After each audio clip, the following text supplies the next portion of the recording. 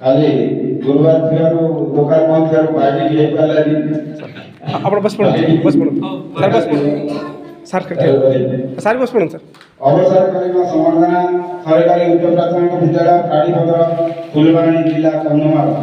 श्रीजुक्त कुंजबिहारी जेना चाकरी योगदान था 24/11/1996 अवसर क्रमांक था 31/3/2025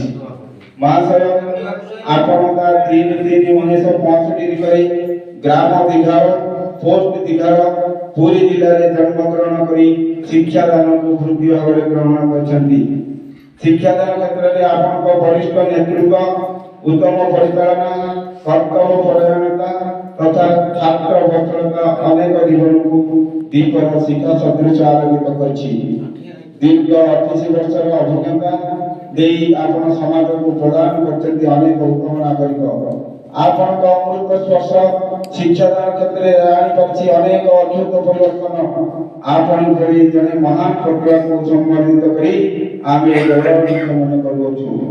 आज रही अविस्मरणीय विदाय कार्य समाधान उत्सव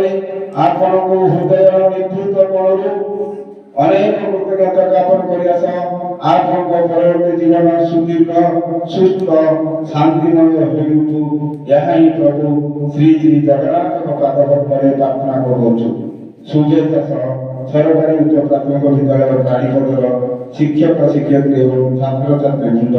फुलवाणी कंधमाल